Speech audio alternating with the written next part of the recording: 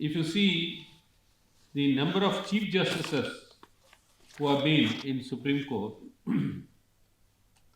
till today, out of 51, there is only one Chief Justice who had been from this depressed class. This is about the requirement of social diversity in the appointment of judges of High Court as well as Supreme Court.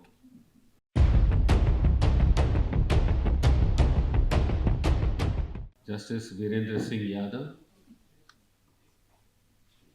Mr. Balraj Malik, Senior Advocate, Mr. K.S. Chauhan, Senior Advocate, Dr. B.P. Ashok, Dinesh Goswami, Senior Advocate, friends who have come here to witness this important meeting, press and media, good evening to you all. Today, we have assembled here to talk about an important issue, a burning issue. This is about the requirement of social diversity in the appointment of judges of High Court as well as Supreme Court. Friends, I would thank Mr. Balraj Malik for taking efforts to organize this, and especially I would thank Justice Virendra Singh, who has taken pain to come from Allahabad and participate in this meeting, and all of the friends, senior advocates who are sparing time, and the other learned advocates who are here. Friends,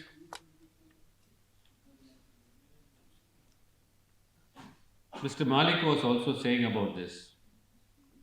After the Constitution came into force, and till now, if you see the number of judges who were appointed to the Supreme Court, particularly the judges belong to the Scheduled Caste, I could see the data from 1950 till today. There are only 6 Scheduled Caste judges who have been appointed to the Supreme Court. And if you see the number of Chief Justices who have been in Supreme Court, till today, out of 51, there is only one Chief Justice who had been from this depressed class. Friends, as we are going into the 75 years of the Constitution, whether everyone is getting representation in this higher judiciary is the question raised by many of the people of this country, the stakeholders in the judiciary. Friends, I am part of the Standing Committee for Law and Justice.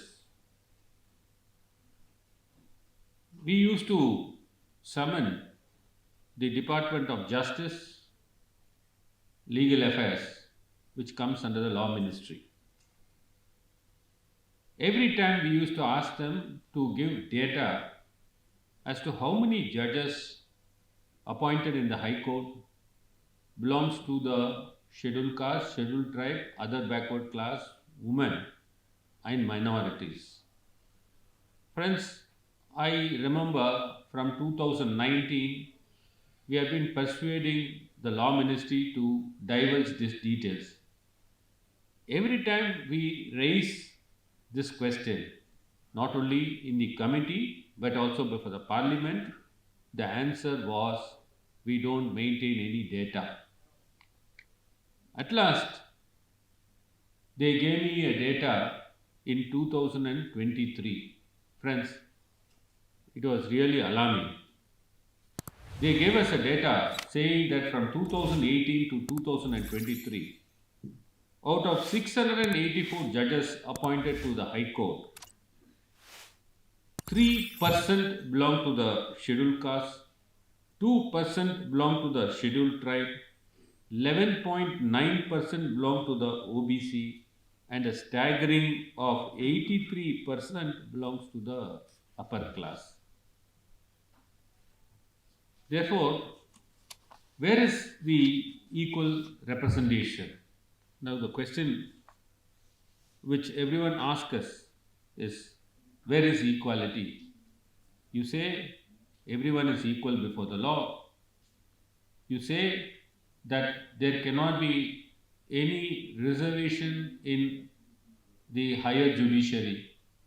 If you say so, if you say there is no reservations in judiciary, that too higher judiciary, should you not enforce equality? What is the inference you can draw from the data which we have collected from the law ministry?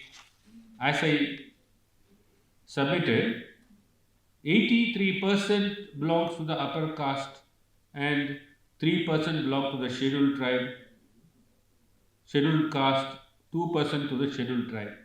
Now the question arises whether the collegium has not found the competent person from the other communities, or is there is no competent person at all from the other communities?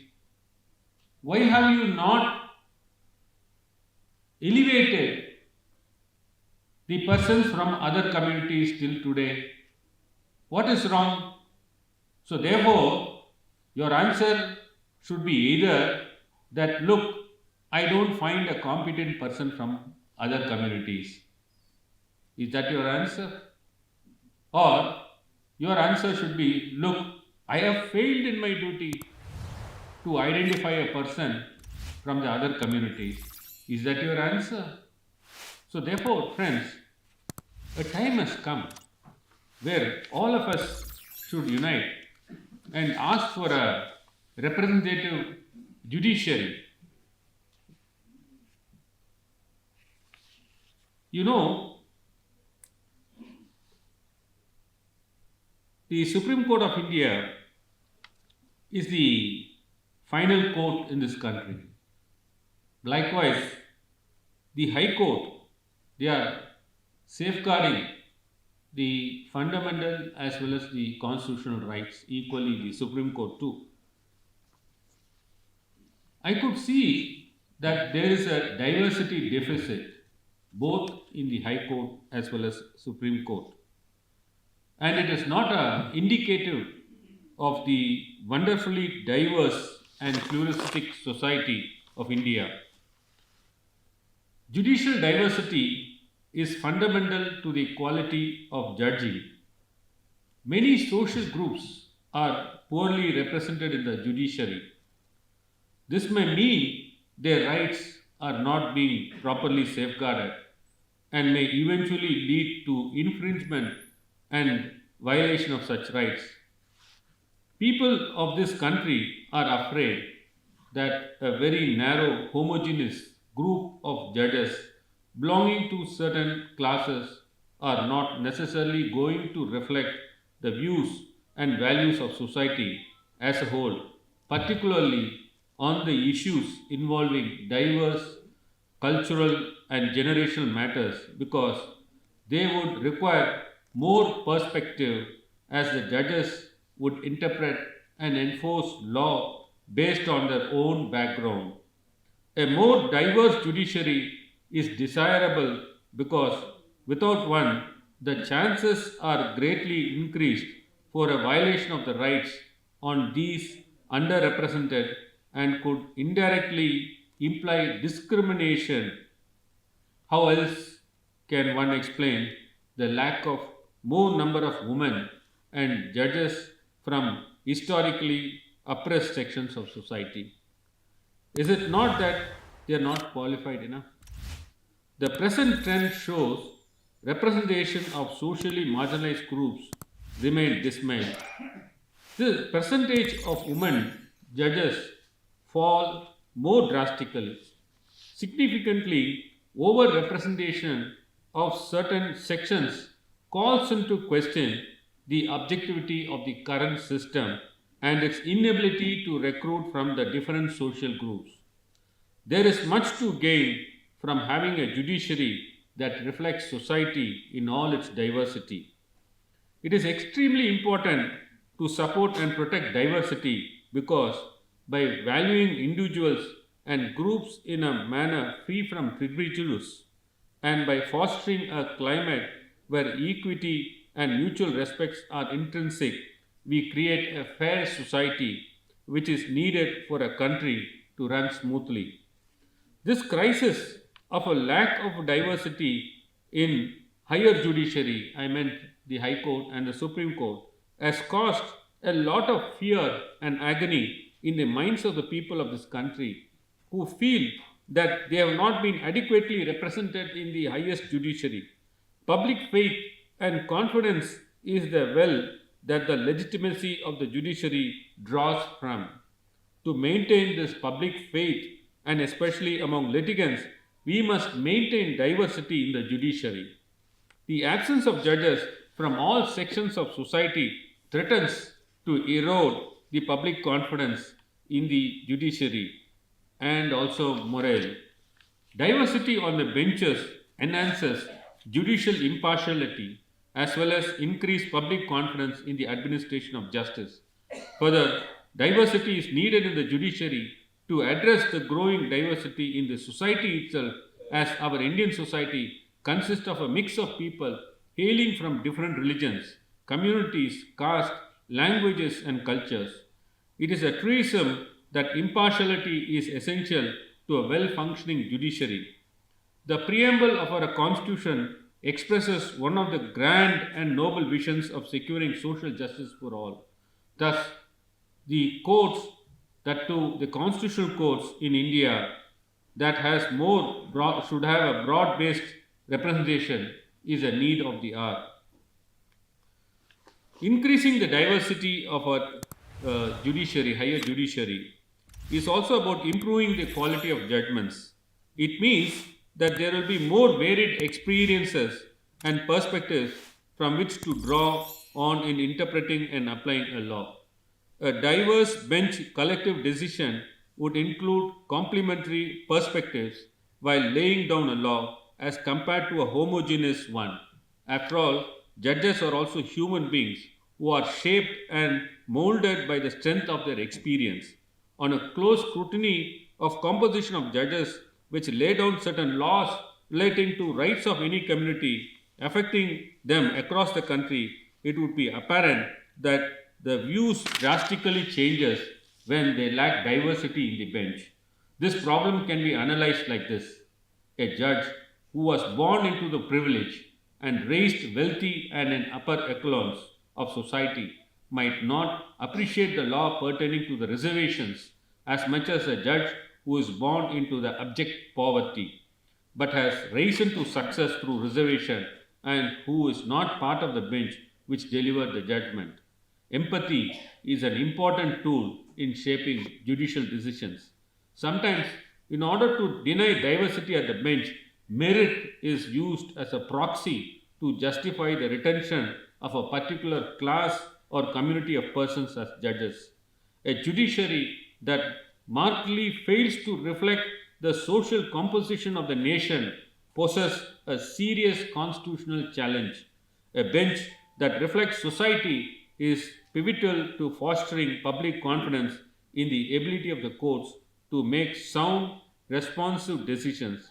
For the public to perceive our court system as impartial and accessible, the judiciary must reflect the diverse population affected by its decision. On some level, we have been aware all along there are hidden biases surrounding the society. It explains why people like to see a bench that includes people more like them who can appreciate their realities and listen with connection. Judicial independence presupposes that judges are non biased and make impartial decisions, while greater accountability is expected from popular and greater representation. Hence, if there is no diversity within a judiciary, the chances of gaining either judicial independence or judicial accountability are far fetched, almost impossible. A judge's ability to hear a case, interpret it, and pass judgment is based on his coherent, diverse experience and views. This means that any judgment without considerable ideological and narrative judicial diversity or experiences, without the relative advantage of an accountable or fairly independent judiciary, would be biased and partial. Democratic institution must have the consent and respect of the citizens. This applies to the higher judiciary as well and would be lost if judicial decisions are not regarded as in touch with the mainstream views and development. The more diverse judiciary would increase public confidence and gain greater support from its citizens. If the citizens know that they are being properly represented in the courts and there are people who share the same background as them, they would be more comfortable and willing to comply with the judicial pronouncement without any demur. It would also be beneficial to the judges because if they have a diverse pool of people from different backgrounds, gender, and cultures in the judiciary, then there would be more skills and experience to gain from when passing judgment, as would equip the judges with experience, views, and values they would need to make good and fair judgments. Diversity reflects the rainbow of cultures, community, genders, and religions, etc., that make up the India as a whole. It is a key factor required for the smooth running in a democratic state. Diversity will assist the judiciary of the country to be both accountable and independent from any criticism. Few reasons why the quality, fairness, and legitimacy of judgments are negatively affected by a lack of diversity and why this undermines justice are we have to loudly think about this. A homogeneous set of judges will likely have a narrower set of life experiences and very less variety of thought. As a human, a judge's thought processes are bound to be reflected by his or her experiences. Appointing a more diverse judiciary would increase the breadth of thought and understanding in this justice system. Therefore, friends, there had been a lack of representation, no doubt, both in the Supreme Court as well as in the High Court. Now, the time has come where we should all stand up unitedly and fight for our rights. In fact, I had, as a parliamentarian, time and again have been espousing the cause of social diversity then and there. In fact, my leader, Mr. N.K. Stalin, he asked me to introduce a bill to bring a social diversity in the appointment of judges of the High Court and Supreme Court. Friends, I have introduced a bill successfully. That was a great momentum in my life. When I introduced the bill, I told the House that in 75 years after the Constitution came into force, only place where the reservation denied is the higher judiciary. I meant in the High Court as well as Supreme Court. And the entire House allowed me to introduce the bill. And I am hoping that this bill will come up for consideration very soon. If the bill is being taken up, certainly the social diversity, a compulsory social diversity, will be introduced. It is in the another form of reservation in the higher judiciary. and certainly there will be a representation from all sections of the society.